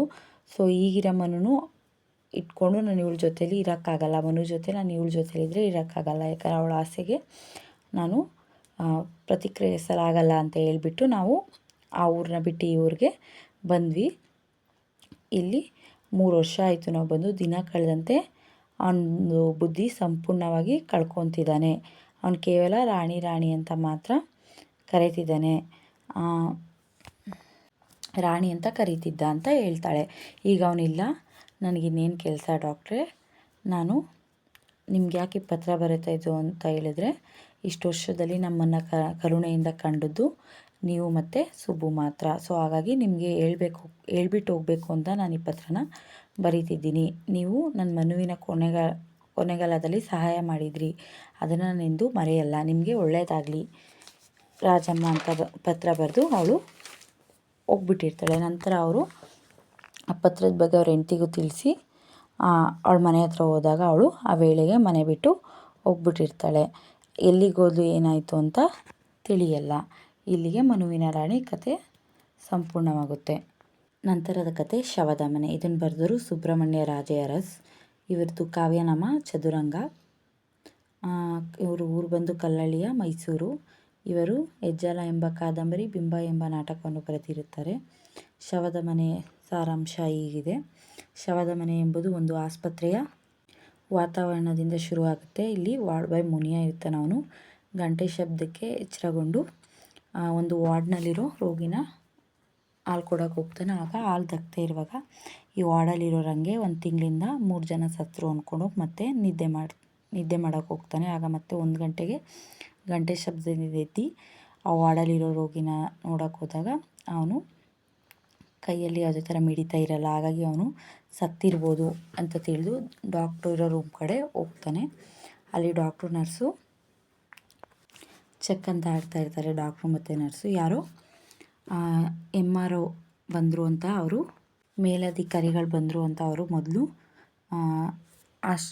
ಶಾಕ್ ಆಗ್ತಾರೆ. ನಂತರ ಇವನ ಅಂತ ತಿಳ್ಕೊಂಡು ಸ್ವಲ್ಪ ಸಮಾಧಾನ ಮಾಡಿಕೊಂಡು ಏನು ಅಂತ ಕೇಳ್ತಾರೆ. ಮುನಿಯ ಹೇಳ್ತಾನೆ, ಈ ವಾರ್ಡಲ್ಲಿರೋ ವ್ಯಕ್ತಿ ಸತ್ತಿದ್ದಾನೆ ಅಂದಾಗ ಸತ್ತಿದಂತಾನೆ ಮತ್ತು ಅವನ್ನ ತೊಗೊಂಡೋಗಿ ಶವದ ಮನೆಗೆ ಹಾಕು, ನಾನು ಬೆಳಗ್ಗೆ ಬಂದು ನೋಡ್ತೀನಿ ಅಂತ ಹೇಳ್ತಾರೆ. ಆಗ ಮುನಿಯ ಬಂದು ಆ ವ್ಯಕ್ತಿನ ಶವದ ಮನೆಗೆ ಹಾಕ್ತಾನೆ. ಆ ಶವದ ಮನೆ ಹೇಗಿರುತ್ತೆ ಅಂದರೆ ತುಂಬ ಕತ್ತಲಾಗಿರುತ್ತೆ. ಕಿಟಕಿಲಿ ಎಲ್ಲೋ ಒಂದು ಕಡೆ ಚಂದ್ರನ ಬೆಳಕು ಮಾತ್ರ ಬರ್ತಾ ಇರುತ್ತೆ. ನಂತರ ನೋಡೋದಾದರೆ ಆ ವ್ಯಕ್ತಿ ಸತ್ತಿರಲ್ಲ. ಅವನು ಅತಿಯಾದ ಕಾಯಿಲೆಯಿಂದ ಮೂರ್ಛೆ ಹೋಗಿರ್ತಾನೆ. ನಂತರ ಅವನು ಎಚ್ಚರ ಆಗಿ ಇದೇನು ಇಷ್ಟೊಂದು ಇಲ್ಲಿ ಕತ್ತಲಿದೆ, ನನ್ನ ಅಕ್ಕಪಕ್ಕ ಇದು ಬೆಡ್ಗಳೆಲ್ಲ ಎಲ್ಲೋದ್ವು, ನನ್ನ ಬೆಡ್ ಎಲ್ಲೋಯ್ತು ಅಂತ ಅನ್ಕೊತಾ ಇರ್ತಾನೆ. ಆಗ ಅವನಿಗೆ ಎಲ್ಲಿಂದನೋ ಒಂದು ಶಬ್ದ, ಶೋಕಗೀತೆ ಕೇಳಿಸುತ್ತೆ. ಮೊದಲು ಅವನ ಕಣ್ಣಿಗೆ ಹೆಣ ಕಂಡುದು, ನೆಕ್ಸ್ಟು ಒಂದು ಸುಂದರವಾಗಿರೋ ಹೆಣ್ಣ ಕಾಣಿಸುತ್ತೆ. ಅದು ಸುಂದರವಾಗಿ ಆ ಹೆಣ್ಣು ಕಾಣದೇ ಇದ್ದಿದ್ರೆ ಅವನು ಅಲ್ಲೇ ಸಾಯ್ತಿದ್ನೋ ಏನೋ ಭಯ ಪಡ್ಕೊಂಡು, ಆದರೆ ಅದು ಸುಂದರವಾಗಿರೋ ಹೆಣ್ಣು ಥರ ಕಾಣಿಸುತ್ತೆ. ನಂತರ ಅಲ್ಲಿ ಒಂದು ಕೇಕೆ ಹಾಕ್ಕೊಂಡು ಒಂದು ಧ್ವನಿ ಕೇಳಿಸುತ್ತೆ. ಆ ಕೇಕೆ ಎಲ್ಲಿಂದ ಬರ್ತಾ ಇದೆ ಅಂತ ನೋಡಿದಾಗ ಅಲ್ಲಿ ಒಂದು ಹೆಣ ಮಾತಾಡೋಕ್ಕೆ ಶುರು ಮಾಡಿರುತ್ತೆ. ಬದುಕಿದ್ದವ್ರನ್ನೆಲ್ಲ ಇಲ್ಲಿ ಯಾವಾಗಿಂದ ತಂದಾಕಕ್ಕೆ ಶುರು ಮಾಡಿದ್ರು ಅಂತ ಕೇಳುತ್ತೆ. ಆವಾಗ ಅವನು ಹೇಳ್ತಾನೆ, ಇದು ವಾರ್ಡ್ ಅಲ್ವಾ ಅಂತ ಕೇಳ್ತಾನೆ. ಆಗ ಹೆಣ ಹೇಳುತ್ತೆ, ಇದು ಅರ್ಧ ವಾರ್ಡೇ, ಆದರೆ ಇದು ಶವದ ಮನೆ ಅಂತ ಹೇಳುತ್ತೆ. ಆಗ ಅವನು ತುಂಬ ಭಯ ಪಡ್ಕೊಂಡು, ಇಲ್ಲ ನಾನು ಮಾತಾಡ್ತಾಯಿದ್ರೆ ಒಳ್ಳೆಯದು, ಸುಮ್ಮನೆ ಆಗಿಬಿಟ್ರೆ ಏನಾದರೂ ಆಗ್ಬೋದಂತ ಅಂದ್ಕೊತಾನೆ. ಆಗ ಹೆಣ ಕೇಳುತ್ತೆ, ನೀನು ಯಾರಂತ ಕೇಳಿದಾಗ ಇವನು ಹೇಳ್ತಾನೆ, ನನ್ನ ಹೆಸರು ನಾರಾಯಣಪ್ಪ ಅಂತ ಇವನು ಹೇಳ್ತಾನೆ. ಆಗ ಇವನು ಆ ಹೆಣನ ನೀನು ಯಾರು ಅಂತ ಕೇಳ್ತಾನೆ. ಆಗ ಆ ಹೆಣ ಹೇಳುತ್ತೆ, ನನ್ನ ಹೆಸರು ವೆಂಕಟರಾಮಪ್ಪ, ನಾನು ಕ್ಷೌರ ವೃದ್ಧಿ ಮಾಡ್ತಿದ್ದೆ. ಒಂದಿನ ಒಬ್ಬ ಶ್ರೀಮಂತಿಗೆ ಕ್ಷೌರ ಮಾಡುವಾಗ ಅವರ ಮಗು ಹಾಕಿದ್ದು ಚೆಂಡು ಬಂದು ಮೊದಲು ಆ ಶ್ರೀಮಂತನಿಗೆ ತಗಲಿತು, ನಂತರ ಅದೇ ಕತೆ ನನಗೆ ತಗಲಿತು. ಅವನಿಗೆ ಶ್ರೀಮಂತನಿಗೆ ಏನೋ ಕಾಯಿಲೆ ಇತ್ತು ಅನಿಸುತ್ತೆ, ಸೊ ಹಾಗಾಗಿ ಅದೇ ಕಾಯಿಲೆ ನನಗೂ ತಗಲಿತು. ಅವ್ನು ಶ್ರೀಮಂತ ಆಗಿದ್ದ, ಸೊ ಹಂಗಾಗಿ ಅವನು ವಾಸಿ ಮಾಡ್ಕೊಂಡು ಹೋದ. ನನಗೆ ಯಾವುದೇ ಥರ ಉಪಚಾರ ಸಿಗದೆ ನಾನು ಸತ್ತೋದೆ ಅಂತ ಹೇಳ್ತಾನೆ. ನಂತರ ನಾರಾಯಣಪ್ಪ ಆ ಹೆಣ್ಣು ಬಗ್ಗೆ ಕೇಳಿದಾಗ ಆ ಹೆಣ್ಣು ಹೆಸರು ಮಹಾದೇವಿ, ಅವಳ ಗಂಡನ ಹೆಸರು ಮಲ್ಲಿಕಾರ್ಜುನ. ಇವರಿಬ್ಬರು ಒಂದು ಮಿಲ್ನಲ್ಲಿ ಕೆಲಸ ಮಾಡ್ತಾ ಇರ್ತಾರೆ. ಅವರಿಬ್ಬರು ತುಂಬ ವರ್ಷದಿಂದ ಪ್ರೀತಿಸಿ ಮದುವೆ ಆಗಿರೋದ್ರಿಂದ ಅವರಿಬ್ಬರು ಸಂಸಾರ ತುಂಬ ಅನ್ಯೋನ್ಯವಾಗಿರುತ್ತೆ. ಆದರೆ ಒಂದಿನ ಮಿಲ್ಲಿ ಅವ್ರ ಮ್ಯಾನೇಜರ್ನ ಮೀಟ್ ಮಾಡೋಕ್ಕೆ ಹೋದಾಗ ಅವನು ಅವಳನ್ನ ಬಲಾತ್ಕಾರ ಮಾಡಿರ್ತಾನೆ. ಹೀಗಾಗಿ ಅವಳು ಸೀಮೆಣ್ಣೆ ಸುರ್ಕೊಂಡಿರ್ತಾಳೆ. ಅವಳ ಗಂಡ ಅವಳನ್ನ ಇಲ್ಲಿ ಕರ್ಕೊಂಡು ಬಂದು ಈ ಆಸ್ಪತ್ರೆಗೆ ಕರ್ಕೊಂಡು ಬರ್ತಾನೆ. ಆದರೆ ಇಲ್ಲಿ ಅವಳಿಗೇನು ಸರಿಯಾದ ಉಪಚಾರ ದೊರೆಯದೇ ಇರೋ ಕಾರಣ ಅವಳು ಸತ್ತೋಗ್ತಾಳೆ ಅಂತ ಆ ಹೆಣ್ಣು ಬಗ್ಗೆ ಹೇಳ್ತಾನೆ. ನಂತರ ಅಲ್ಲಿ ಇನ್ನೊಂದು ಹೆಣ ಶಬ್ದ ಕೇಳಿಸುತ್ತೆ. ಅವನು ಮಸಾಲೆ 1 ಸಾದಾ 2 ಅಂತ ಕೂಗ್ತಾ ಇರ್ತಾನೆ. ಅದನ್ನು ಅವನ ಕಥೆನೂ ನಾರಾಯಣಪ್ಪನಿಗೆ ವೆಂಕಟರಾಮಪ್ಪ ತಿಳಿಸ್ತಾನೆ. ಇವನ ಹೆಸರು ರಘು, ಉಡುಪಿ ಕಡೆಯವನು. ಇವನು ಒಂದು ಹೋಟ್ಲಲ್ಲಿ ಕೆಲಸ ಮಾಡ್ತಿದ್ದ, ತುಂಬ ಚೂಟಿಯಾದ ಹುಡುಗ. ಇವನಿಂದ ಆ ಹೋಟ್ಲವನು ತುಂಬ ಕೆಲಸ ಮಾಡಿಸ್ಕೊಂಡು ತುಂಬ ದುಡಿಸ್ಕೊತಾನೆ. ಆದರೆ ಇವನಿಗೊಂದಿನ ಜ್ವರ ಬಂದಿದ್ದಾಗ ಇವನಿಗೆ ಯಾವುದೇ ಥರ ಸರಿಯಾಗಿ ಚಿಕಿತ್ಸೆ ಕೊಡಿಸಿರಲ್ಲ. ಈ ಹಾಸ್ಪಿಟ್ಲಿಗೆ ತಂದಾಕ್ತಾ ಇಲ್ಲೂ ಕೂಡ ಸರಿಯಾದ ಚಿಕಿತ್ಸೆ, ಆಹಾರ ಕೊಡದೆ ಕೈಯಾರೆ ಕೊಂದಂತೆ ಅವನ್ನ ಕೊಂದುಬಿಟ್ರು. ಅವನು ಕೂಡ ಈ ಶವದ ಮನೆಗೆ ತಗೊಬಂದು ಹಾಕಿದ್ರು ಅಂತ ಹೇಳ್ತಾನೆ. ಅಲ್ಲಿ ಇನ್ನೊಂದು ಹೆಣ ಇರುತ್ತೆ, ಅದ್ರ ಬಗ್ಗೆ ವೆಂಕಟರಮಣ ನಾರಾಯಣಪ್ಪನಿಗೆ ಹೇಳ್ತಾನೆ. ಇವನು ಒಬ್ಬ ಜಲಗಾರ, ನಮ್ಮ ರಸ್ತೆನೆಲ್ಲ ಶುಚಿ ಮಾಡೋನು. ಮೊದಲು ಇವನಿಗೆ ಕಾಯಿಲೆ ಬಂದಿರುತ್ತೆ. ಆಗ ಹಾಸ್ಪಿಟ್ಲವರು ಅವನು ಗಲೀಜು ಅಂದ್ಕೊಂಡು ಆಸ್ಪತ್ರೆಗೆ ಸ್ವಚ್ಛವಿಲ್ಲ ಅಂದ್ಕೊಂಡು ಆಸ್ಪತ್ರೆಗೆ ಸೇರಿಸ್ಕೊಳ್ಳಲ್ಲ. ನಂತರ ಯಾರೋ ಮಂತ್ರಿಗಳು ಬರ್ತಾರಂತ ಹೇಳಿ ಆ ಟೈಮಲ್ಲಿ ಅವನು ರೋಡಲ್ಲಿ ಬಿದ್ದಿರ್ತಾರೆ. ಸೊ ಆ ಟೈಮಲ್ಲಿ ಅವನ್ನ ಕರ್ಕೊಂಡ್ಬಂದು ಆಸ್ಪತ್ರೆಗೆ ಸೇರಿಸ್ತಾರೆ. ಮಂತ್ರಿಗಳು ಬರ್ತಾರೆ, ರೋಡ್ ಶುಚಿಯಾಗಿರಬೇಕು ಅಂದ್ಬಿಟ್ಟು ಅವನ್ನ ಆಸ್ಪತ್ರೆಗೆ ಸೇರಿಸ್ತಾರೆ. ಆದರೆ ಇಲ್ಲಿ ಯಾವುದೇ ಥರ ಉಪಚಾರ, ಸರಿಯಾದ ಔಷಧಿ ಉಪಚಾರ ಸಿಗದೆ ಅವನು ಕೂಡ ಸತ್ತಿದ್ದಾನೆ. ಸೊ ಹಾಗಾಗಿ ಅವನು ಕೂಡ ಶವದ ಮನೆಗೆ ತಂದು ಹಾಕಿದ್ದಾರೆ. ಹೀಗೆ ಇಲ್ಲಿ ಸುಮಾರು ರೈತರುಗಳು, ಹೆಂಗಸರು, ಗಂಡಸರು, ಸುಮಾರು ಹೆಣಗಳು ಅಲ್ಲಿ ಎದ್ದು ಕುಂತ್ಕೊಳ್ತವೆ. ನಂತರ ಅಲ್ಲಿ ಡಾಕ್ಟ್ರು ಮತ್ತು ವಾರ್ಡ್ ಬಾಯ್ ಮುನಿಯ ಶವದ ಮನೆ ಬಾಗಿಲು ತೆಗಿತಾ ಇರ್ತಾರೆ. ಅದನ್ನು ಗಮನಿಸಿದ ನಾರಾಯಣಪ್ಪ ಮತ್ತೆ ನನ್ನ ಹೊರಗಡೆ ಕರ್ಕೊಂಡು ಹೋದರೆ ಅಲ್ಲಿ ನನ್ನ ರೋಗಿ ಹೆಂಡತಿ, ಹೊಟ್ಟೆಬಾಕ ಮಕ್ಕಳು, ಸಾಕಾಗ ಸಂಬಳ, ಸಾಲ ಇದೆಲ್ಲ ನೆನೆಸ್ಕೊಂಡು ಅವನ ಹೃದಯ ನಿಷ್ಕ್ರಿಯವಾದಂತಾಗುತ್ತೆ. ಅವನು ಮೂರ್ಛೆ ಹೋಗ್ತಾನೆ. ಅಲ್ಲಿಗೆ ಬಂದು ಚೆಕ್ ಮಾಡಿದಂಥ ವಾರ್ಡ್ ಬಾಯ್ ಮುನಿಯ ಇವನು ಮೊದಲು ಸತ್ತಿರಲಿಲ್ಲ, ಇಲ್ಲಿ ಬಂದು ಹೆಣಗಳನ್ನ ನೋಡಿ ಸತ್ತಿದ್ದಾನೆ, ಎದುರುಕೊಂಡು ಸತ್ತಿದ್ದಾನೆ ಅಂತ ಅನ್ಕೋತಾನೆ. ಅದು ಕೇಳಿ ವೆಂಕಟರಮಣ ಹಿ ಅಂತ ನಗ್ತಾ ಇರ್ತಾನೆ. ಆದರೆ ಅದು ಡಾಕ್ಟ್ರಿಗೆ ಆಗಲಿ ವಾರ್ಡ್ ಬಾಯ್ಗೆ ಆಗಲಿ ಕೇಳಿಸಲ್ಲ. ಮೊದಲು ಅಳುಮುಖದಂತಿದ್ದ ನಾರಾಯಣಪ್ಪನ ಮುಖದಲ್ಲೂ ಆಗ ನಗು ಕಾಣಿಸುತ್ತೆ. ಅಂದರೆ ಸತ್ತಿರೋ ಹೆಣ್ಗಳು ಮಾತಾಡ್ಕೊಳ್ತಾ ಇರ್ತಾವಲ್ವ, ಸೊ ಹಾಗಾಗಿ ಇವನು ಸತ್ತಿರೋದ್ರಿಂದ ಅವನ ಮುಖದಲ್ಲೂ ನಗು ಬೀರುತ್ತೆ. ಇದೇ ಶವದ ಮನೆಯ ಸಾರಾಂಶ. ನಂತರ ಗಾಂಧಿ ಇದನ್ನು ಬರೆದವರು ಬೆಸಗರಳ್ಳಿ ರಾಮಣ್ಣ. ಇವರು ಜನಿಸಿದ ಸ್ಥಳ ಮಂಡ್ಯ ಜಿಲ್ಲೆಯ ಮದ್ದೂರು ತಾಲೂಕಿನ ಬೆಸಗರಳ್ಳಿ ಗ್ರಾಮ. ಇವರು MBBS ಮಾಡಿರ್ತಾರೆ. ಇವರು ಮದ್ದೂರು, ಮಂಡ್ಯ, ಮೈಸೂರಲ್ಲಿ ವೃತ್ತಿಯಲ್ಲಿ ಡಾಕ್ಟರ್ ಆಗಿರ್ತಾರೆ. ರಕ್ತ ಕಣ್ಣೀರು ಎಂಬ ಕಾದಂಬರಿನ ಇವರು ಬರೆದಿರ್ತಾರೆ. ಇನ್ನು ಗಾಂಧಿ ಎಂಬ ಬಗ್ಗೆ ಸಾರಾಂಶ ನೋಡೋದಾದರೆ, ಒಂದಿನ ಇಂಡಿಯಾದೊಂದು ದೇಶದಲ್ಲಿ ಒಂದು ಪ್ರಾಥಮಿಕ ಆರೋಗ್ಯ ಕೇಂದ್ರ ಇರುತ್ತೆ. ಅಲ್ಲಿ ವೈದ್ಯರು ಸೋಮವಾರ ದಿನ ತಪಾಸಣೆಗೆ ಬಂದ ರೋಗಿನ ಸರಿಯಾಗಿ ನೋಡ್ತಿರಲ್ಲ. ದೊಡ್ಡ ಹಾಸ್ಪಿಟ್ಲ್ಗಳಲ್ಲಾದರೆ ಮೊದಲು ಹೆಸರುಗಳನ್ನ ದಾಖಲಿಸಿ ಗುಮಾಸ್ತನ ಬಳಿ ಇಡಿ ನೋಡುವಂಥ ವ್ಯವಸ್ಥೆ ಇರುತ್ತೆ. ಆದರೆ ಸರ್ಕಾರಿ ಆಸ್ಪತ್ರೆಗಳಲ್ಲಿ ಆ ಥರ ವ್ಯವಸ್ಥೆ ಇರಲ್ಲ. ಮೊದಲು ಬಂದವರು ಮೂಲೆಯಲ್ಲೇ ಕೂತಿರ್ತಾರೆ, ಈಗ ಬಂದವರು ಈಗಲೇ ಡಾಕ್ಟ್ರಿಗೆ ತೋರ್ಸೋಕೆ ಹೋಗ್ತಾ ಇರ್ತಾರೆ. ಇದಿರೋದು ಬೆಳಕೆರೆ ಎಂಬ ಒಂದು ಊರಲ್ಲಿ ಆಸ್ಪತ್ರೆ ಇರುತ್ತೆ. ಅಲ್ಲಿ 15 ವರ್ಷದ ಹುಡುಗ ಒಬ್ಬ ತನ್ನ ತಾಯಿ ಜೊತೆ ಬೆಳಗ್ಗೆ ಬಂದಿರ್ತಾನೆ. ಅವನು ರೋಗದ ಕಾರಣದಿಂದ ಅವನು ಜೀವನದ ಮೇಲೆ ತುಂಬ ಜಿಗುಪ್ಸೆಯಾಗಿ, ಅಮ್ಮ ನಡಿ ಊರಿಗೆ ಹೋಗೋಣ ಅಂತ ಹೇಳ್ತಾನೆ. ಅವ್ವ ನಡಿ ಊರಿಗೆ ಹೋಗೋಣ ಅಂತ. ಅವ್ರ ತಾಯಿ ಹೇಳ್ತಾರೆ, ಬಂದೀವಿ, ಸುಮ್ಮನಿರು, ಡಾಕ್ಟ್ರಿಗೆ ತೋರಿಸ್ಕೊಂಡು ಹೋಗೋಣ ಅಂತ. ಒತ್ತುಡೋಕ್ಕೆ ಮುಂಚೆ ಬಂದವ್ರು ನಾವು ಅಂತ ಹೇಳ್ತಾಳೆ. ಅದಕ್ಕೆ ಅವನು ಸುಮ್ಮನಿರು, ಇಲ್ಲಿ ನಿನ್ನ ರಾಗನ ಯಾರು ಕೇಳ್ತಾರೆ ಅಂತ ಅವಳು ಹೇಳ್ತಾಳೆ.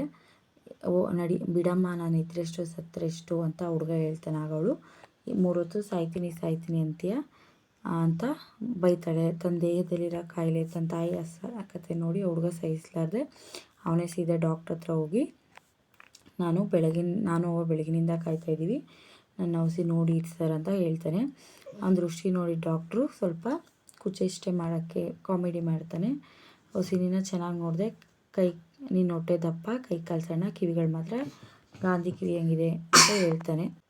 ನಂತರ ತಾಯಿ ಮಗ ಇಬ್ಬರು ಆರೋಗ್ಯ ಪರೀಕ್ಷಿಸಿ ಅಂತ ಕೇಳ್ಕೊಂಡಾಗ, ನಿನ್ನ ಹೆಸರು ಏನು ಅಂತ ಕೇಳ್ತಾನೆ ಡಾಕ್ಟ್ರು. ಹುಡುಗ ಗಾಂಧಿ ಅಂತ ಹೇಳ್ತಾನೆ. ಆಗ ಅವನು, ನಾನು ತಮಾಷೆಗೆ ಹೇಳಿದ್ನ, ನೀನು ಗಾಂಧಿ ಅಂತ ನನಗೆ ನಿನ್ನ ಹೆಸರನ್ನ ಸುಳ್ಳು ಹೇಳ್ತೀಯ ಅಂತ ಕೋಪ ಮಾಡ್ಕೋತಾನೆ. ನೀನೇನು ಆವಾಗ ಅವನ ತಾಯಿ ಹೇಳ್ತಾಳೆ, ಇಲ್ಲ, ನನ್ನ ಮಗನ ಹೆಸರು ಮಹಾತ್ಮ ಗಾಂಧಿ ಅಂತ ಹೇಳ್ತಾಳೆ. ಆಗ ಡಾಕ್ಟ್ರು ಅವ್ರ ಸಹೋದ್ಯೋಗಿಗಳಾದ ನರಸಿಂಹಮೂರ್ತಿ, ಸರಸಮ್ಮ ಎಲ್ಲರೂ ಕರೆದು ಈ ಥರ ಆಯಿತು ಅಂತ ಈ ಕಾಕತಾಳೀಯನ ಹೇಳ್ತಾರೆ. ಅವರೆಲ್ಲ ಜಗತ್ಮೇಲೇನೋ ಸೂಜಿಗದ ವಿಚಾರ ಕಂಡಂತೆ ಆ ವಿಚಾರನ ಕಾಣ್ತಾರೆ. ಕೊನೆಗೆ ಅವರು, ನಿನ್ನ ಹೆಸರು ಯಾರು ಇಟ್ಟವರು ಅಂತ ಕೇಳಿದಾಗ ಕರಿಸಿದ್ದೇಗೌಡ ಅಂತ ಹೇಳ್ತಾನೆ. ಆ ಗಾಂಧಿಗೆ ತಂದೆ ಇರೋದಿಲ್ಲ, ಸೇಂದಿ ಇಳಿಸೋಕ್ಕೋಗಿ ಮರದಿಂದ ಬಿದ್ದು ಸತ್ತಿರ್ತಾನೆ. ಆ ತಾತನಿಗಿರೋದು ಗಾಂಧಿಯ ತಾಯಿ ನಿಂಗಮ್ಮ ಎಂಬ ಒಬ್ಬಳು ಮಗಳು. ನಿಂಗಮ್ಮನಿಗೆ ಪದ್ದಿ ಎಂಬ ಗಾಂಧಿ ಇಬ್ಬರು ಮಕ್ಕಳಿರ್ತಾರೆ. ಗಾಂಧಿ ಹುಟ್ಟಿದಾಗ ಮೊರದ ತುಂಬ ಮಲಗಿ ಕಿವಿ ಗಾಂಧಿ ಅಂತ ಇರುತ್ತೆ.